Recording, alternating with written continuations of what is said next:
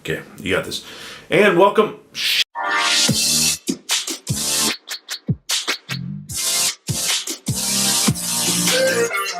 All right, welcome back. We are back from CES. So, a week in Vegas is exhausting. We went with more money than we came back with, so did really well at the casinos. We had sore backs, sore feet. There was 182,000 people in attendance. There was 4,500 exhibitors, which means we didn't see everything. You have to try to prioritize. I think there's 3 or 4 locations, so you have to prioritize what you want to go see.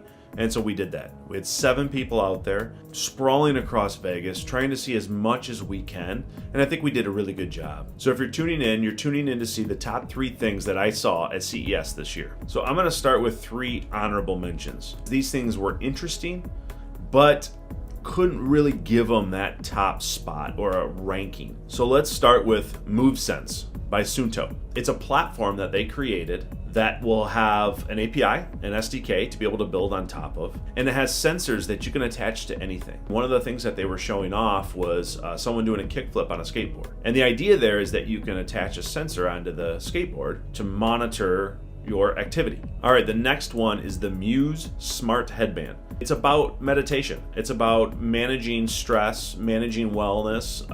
It can read your mood, your stress levels, your brain waves. I did not go test it out, which is why it made my honorable mention list rather than a top 3. And the last honorable mention is Owlet. I think I've seen them before.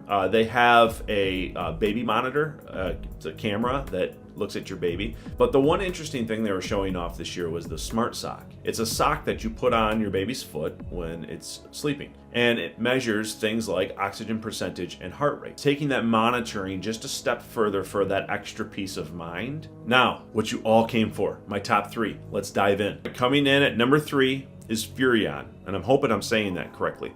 They're essentially an industrial design company. They came in with this massive yacht, and it was a showstopper. I mean, it had everyone buzzing. We heard people talking about this thing throughout the entire show, so we had to go see it.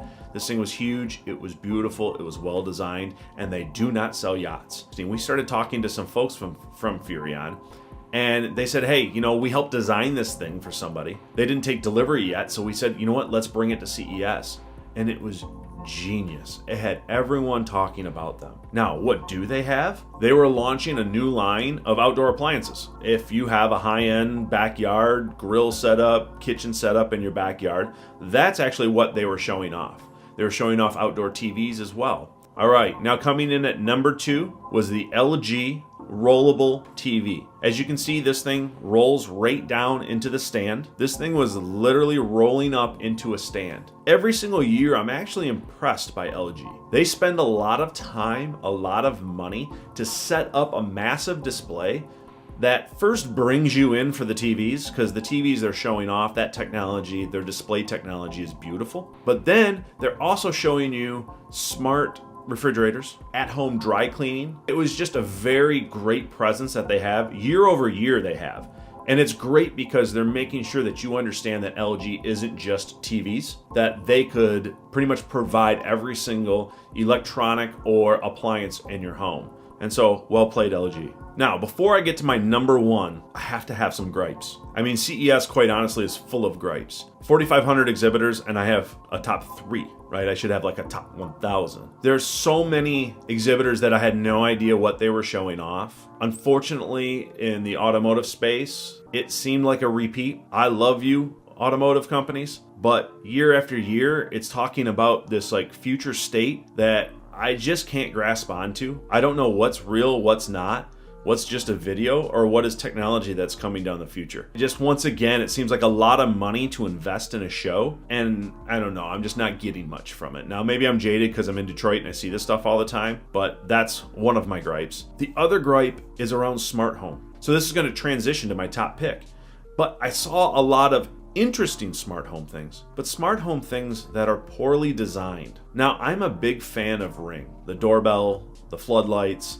They recently got purchased by Amazon. I suppose that was probably a year or 2 ago now. Their products work well, but they are not designed well. They do not look good. They look like an electronics company designed a fixture for your home. They look exactly like you would expect an electronics company to be able to design for your home. And that's unfortunate because they do have a lot of capital. I think it's important that some of these products look better if you're going to integrate them in your home. Another one is Honeywell. They have a full home system. I couldn't get past the fact that it looked like plastic cylinders or plastic squares that you would have to put around your home. I get it. You have to have things be affordable, obtainable. It's the DIY market and, whatnot. But Honeywell was even saying they were not focused necessarily on the DIY market. They were focused on the pro market. Well, if they're focused on the pro market, make it look good. Make it look attractive. So with that being said, I'm transitioning to my number one favorite thing. By far, it's not even close. And if you followed me on Instagram, dward313, you may have saw a video that I posted to my stories. It was a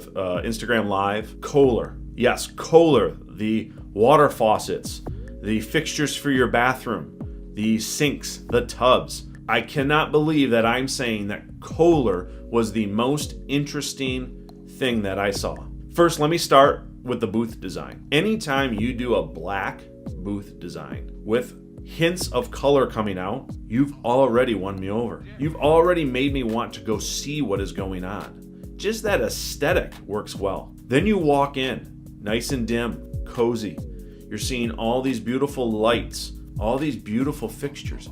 Kohler gets it. They started off by making beautiful designs for consumers in your home. The analog world, they're great at it. And so what they did was they married the digital world into their analog world. They took their beautiful designs and added electronics to it. Now, from a design standpoint, that's always the best. From an electronic standpoint, that can be risky because you are integrating electronics sometimes for no reason. And so you don't always have a purposeful product that you've built. This time it's different. They nailed it. You had smart faucets for your bath, smart faucets, smart controls for your shower. So I walk up, start Dan's shower experience. Everything's Alexa enabled, so it does voice commands. It sets the temperature to the very specific temperature that I would like in the shower, the pressure I would like, turns on the specific heads in the shower if you have multiple heads, and if you have their built-in speakers, it'll turn on the music that I like when I shower. Then I saw 2 toilets that I loved, and I never thought I would tell anyone on camera or in person that at CES I saw 2 toilets that I loved. The first one had a built-in nightlight, always on, which is great. The other thing, built-in seat warmer. So when you're getting ready to sit down, it's cozy, feels nice. Then the next one, it had a seat lid that opened and closed automatically. So when you're walking up to it, middle of the night, whenever, doesn't matter. When you're walking up to it, it can sense that someone is there, toilet seat opens automatically.